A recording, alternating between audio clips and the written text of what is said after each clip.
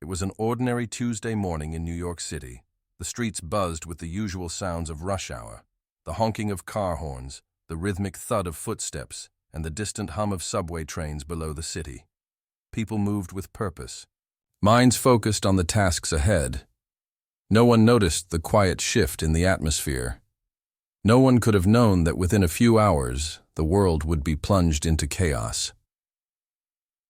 In the heart of Manhattan, a scientist named Dr. Clara Henson sat in her office at the National Space Agency, reviewing data on her latest project. For the past few months, she'd been analyzing strange anomalies detected in the far reaches of space. An unknown signal had been picked up from a distant star system, one that seemed oddly intentional. It wasn't a natural phenomenon. It was deliberate. But as usual, the higher-ups in the government dismissed it as a misinterpretation or a glitch in the data. Then it happened. A sharp, blinding flash of light pierced the clear morning sky. It was so bright that for a moment, the sun seemed to vanish. Clara rushed to her window, heart racing. Across the horizon, a glowing object appeared, hovering unnervingly still. It was enormous, far larger than any aircraft or satellite humanity had ever built. The object flickered, its shape undulating as if it were alive. It seemed to be scanning the city, watching. People on the streets looked up, their expressions shifting from curiosity to fear. Within minutes, the news outlets began broadcasting live footage of the strange object, speculating wildly about its origins. Was it a meteor? A satellite gone wrong? Theories flew, but no one knew the truth. Clara felt a strange sense of dread settle over her. She knew this wasn't a natural event. The signal she'd been tracking, the one the government had ignored for months, it was linked to this. As the UAS object hovered over the city, more began to appear. They came out of nowhere, emerging from the horizon in every direction. The lights dimmed, as if the sun itself had been blotted out by an invisible hand. The invasion had begun. At the White House, President John McAllister stood in the Situation Room, his face grim as he watched the live footage on a screen. His advisors were speaking over one another, but their voices faded as he processed the impossible reality unfolding outside.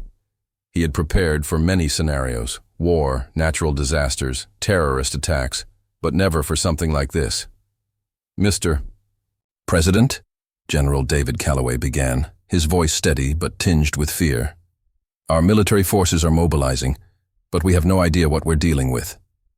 We can't even identify the ship's capabilities. They're beyond anything we've ever seen. The president turned to look at Clara, who had been brought in for her expertise.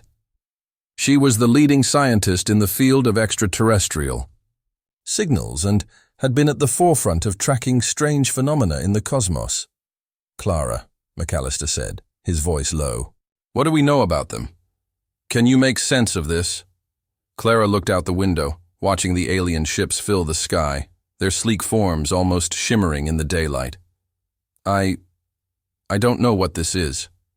The signal we intercepted, it's not just a message, it's a warning. And now, they're here. Whatever they want, it's not just a peaceful visit. They didn't come to greet us. The tension in the room thickened. Every major world leader was scrambling for answers, but the truth was becoming clearer with each passing minute. Humanity was facing an invasion unlike anything the world had ever known. Within hours, the skies darkened completely. The alien ships now filling the atmosphere began to fire on major cities around the globe. New York, London, Beijing, Moscow, all were struck first. Energy pulses, like beams of lightning, tore through skyscrapers and military installations, leaving nothing but dust and rubble in their wake. The world's military forces, caught off guard by the aliens' speed and precision, scrambled to defend their countries. Fighter jets launched in a desperate attempt to intercept the alien ships, but they were no match for the advanced technology of the invaders. Every missile fired was intercepted or dodged with eerie precision, and the ships retaliated with devastating blasts that shattered entire fleets of military aircraft. Meanwhile, on the ground, the streets of every city became chaos. People ran in every direction, some seeking shelter, others just trying to understand what was happening. The government issued martial law, but it was clear that no law could stop the destruction. In the aftermath of the initial attack, humanity began to regroup. World leaders met in secret, forming an alliance to share intelligence and resources. Despite the chaos, a few remained determined to fight back. Clara Henson, now working with a team of top scientists and engineers, discovered a possible weakness in the alien ship's energy shields. It was a long shot, but they had to try. Using data collected from the alien signal and their own understanding of energy systems, Clara and her team proposed a countermeasure, a device capable of temporarily disabling the shields. The only problem? They needed to get close enough to use it. Meanwhile, President McAllister and General Calloway developed a plan to strike at the heart of the alien invasion, an enormous mothership hovering above the ruins of Manhattan. It was clear that this mothership was the command center, and if they could destroy it, the rest of the alien forces might fall into disarray. As the world's last hope rested on a handful of brave men and women, the stage was set for the final battle. The final battle was unlike anything humanity had ever experienced. With the alien shields temporarily disabled, humanity's forces launched an all-out assault. Missiles rained down on the mothership, but it wasn't enough. The invaders retaliated, launching devastating strikes of their own.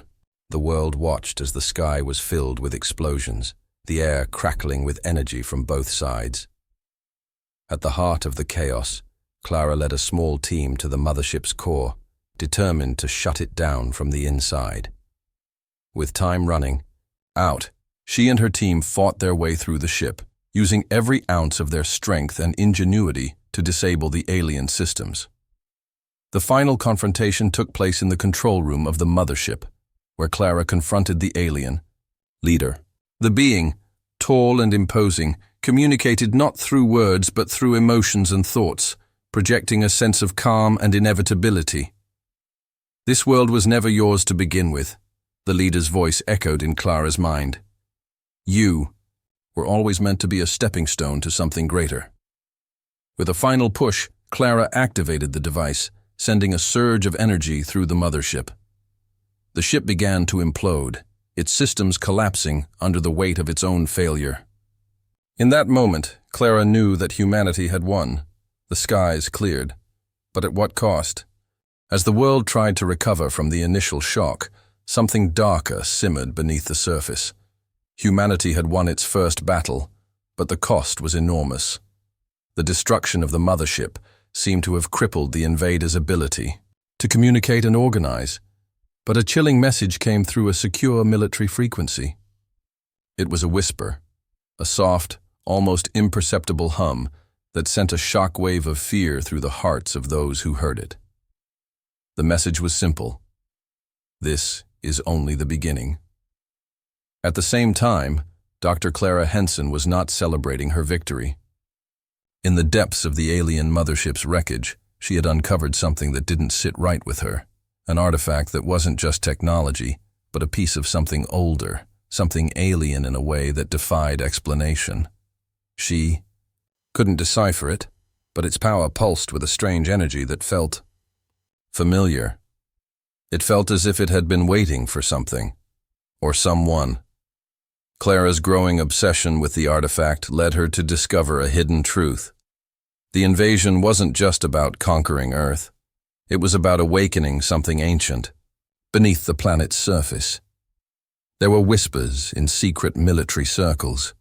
It wasn't just the aliens they had to fear, but the forces they had unintentionally unleashed. The artifact was the key to a dormant power buried in Earth's core, a power so destructive that it could change the course of human history forever. While Clara dug deeper into the mysteries of the artifact, President McAllister was dealing with a new crisis. Rumors of a betrayal inside his own government began to surface. High-ranking military officials were mysteriously absent, and the flow of critical information began to slow. General Calloway, once a trusted ally, began acting strangely. Clara caught wind of covert communications between him and an unknown source, and her suspicions grew.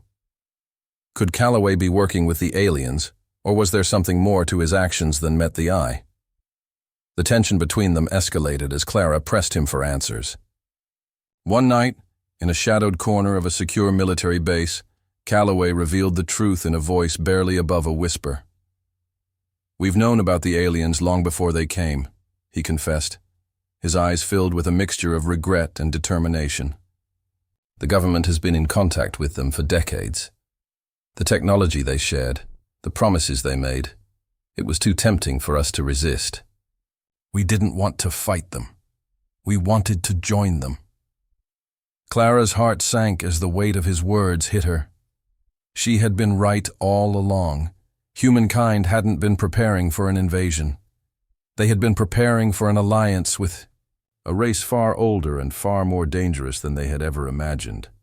Calloway's confession, however, didn't end there. "I tried to stop it," he added, his voice cracking. "But they have something in mind for Earth that no one can stop. Not even you, the artifact. It's a signal. Once activated, it will send a call across the universe to other civilizations. Earth will no longer be ours. We'll be pawns in a much larger game." Clara was torn. Calloway's confession had shattered everything she thought she knew about her own government. The lines between right and wrong were blurring, and her mission had become even more urgent. With the artifact's energy reaching dangerous levels, she realized there was no time to waste. The signal must be deactivated before it was too late. But Clara's journey to the artifact's origin was filled with obstacles, both physical and psychological. As she made her way to the coordinates she had uncovered deep within Earth's core, she found herself battling not just the alien threat, but her own doubts and fears. The deeper she went, the more intense the pull of the artifact became. It was as if it were calling to her, a voice inside her head urging her forward. The final descent into the depths of the Earth was harrowing. Clara, along with a small team of soldiers, navigated a series of ancient tunnels and chambers, some of which seemed to pulse with strange energy.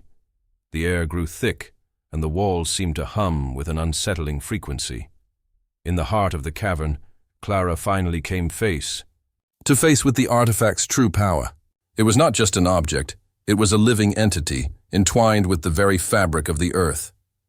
As she approached, a flood of visions filled her mind. She saw civilizations rise and fall, planets consumed by fire, and the alien invaders, not as conquerors, but as a force of nature, following the call of the artifact. Then, the impossible happened. The ground trembled. The artifact's energy shot up in a blinding flare, opening a rift in the space around it. Clara's vision was clouded by images of vast alien landscapes, ruthless worlds ruled by beings whose intelligence was beyond human comprehension. And through it all, a single message echoed in her mind. We are the harvesters, and Earth is our next crop. In a stunning twist, Clara learned that the aliens were not simply invaders. They were harvesters, sent to gather the vital resources of entire worlds to fuel their civilization. The artifact, an ancient device, had been placed on Earth millions of years ago, not as a weapon, but as a beacon to summon the harvesters when the planet had reached a certain threshold of development. Earth was simply a stop on their intergalactic journey, a temporary resource. What they sought was not just the energy of the planet, but the very essence of life itself. The aliens intended to strip Earth of all its biodiversity, harvesting human DNA and other biological materials for their own use. In the midst of this revelation, Clara's team was attacked. Alien drones, sent to protect the artifact, began to swarm the cavern. The air crackled with energy as Clara and the surviving soldiers fought to hold their ground. Desperation set in as Clara realized they were running out of time. She had only one option left. She had to use the artifact to communicate with the alien leadership. If she could make them see humanity as something worth preserving, she might be able to turn the tide. But the artifact was no longer just a tool. It was a sentient being, and it was manipulating her thoughts. It had one goal: to bring Earth into the fold, to make humanity part of its vast galactic empire. With the final battle looming, Clara was faced with an impossible choice. She could deactivate the artifact, destroying it and sealing Earth's fate, or she could tap into its power, attempting to broker a deal with the aliens, but at the risk of losing her humanity in the process. As the world above burned with the fires of alien invasion, Clara's team prepared for the final confrontation. With General Calloway's betrayal weighing heavily on her mind, she realized that the war was not just between humans and aliens. It was a war within herself.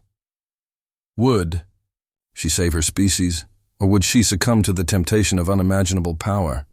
As Clara stood before the artifact, the entire cavern around her hummed with an unnatural power. Her hands trembled, not just from fear, but from the overwhelming sensation that the artifact was trying to merge with her mind. Every thought felt distant, as if something much larger than her was trying to take control of her actions. Her team, the few soldiers who had survived the ambush, stood just behind her, watching her with a mix of awe and fear. She could feel their eyes on her, but the pull of the artifact, the pulsating energy in the air, drowned them out. The visions continued, becoming more vivid, more urgent. She saw the alien fleet orbiting the Earth, sensing its end, but they were not ready to give up yet. She saw them, the harvesters, beings with the shape of nightmares, colossal entities that reached across entire galaxies, each one drawing upon the life force of countless worlds. "You can stop them, Clara," the artifact whispered to her. "The Earth will never be the same again. You will never be the same again. Join us." Her heart raced as she realized the full extent of what the artifact was offering. Power, immortality, the ability to reshape the fate of humanity. In exchange, though, she would have to give up her humanity, to become an instrument of the harvesters. Her mind flickered back to Earth cities burning, torn apart by the alien bombardment. McAllister, the president, was counting on her. The soldiers who had died in the battle above were counting on her. Was it worth it? Would humanity survive this invasion without her surrender? Clara's hand hovered over the glowing core of the artifact, her fingers brushing against its surface. The light around her flickered, as if the artifact could sense her hesitation. Suddenly, a shout rang out from the back of the cavern. "Clara!" It was Captain Dean Wallace, one of the soldiers, who had followed her to the depths. "You're not thinking of doing it, are you? You can't, this isn't you." Clara's vision snapped back to the present. The artifact's whisper grew louder, the temptation almost overwhelming. Wallace's voice fought back against it, but she could see his desperation in his eyes. He knew what this could mean for her. "You know what they'll do," Wallace said, his voice breaking. "They're using you, Clara. This thing doesn't care about you. It doesn't care about Earth. It only cares about its agenda." Her chest tightened. His words were true. She had felt the artifact's hunger, felt its need to consume, to spread its power across the stars. But what if I can use it to stop them? What if... Before she could finish the thought, the cavern rumbled. A distant echo of destruction rang.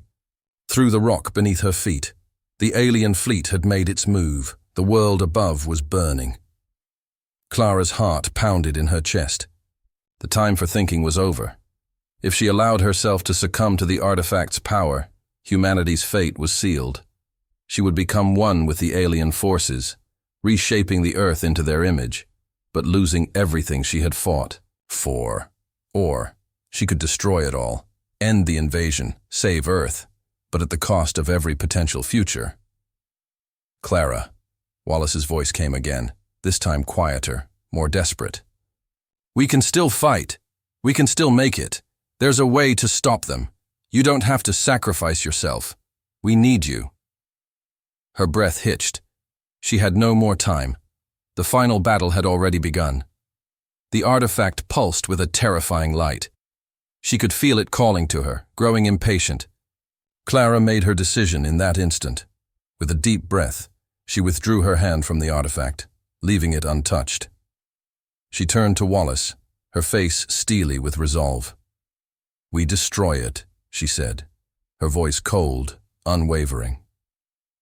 Outside the cavern, the alien fleet hovered in the sky above the remnants of a broken Earth.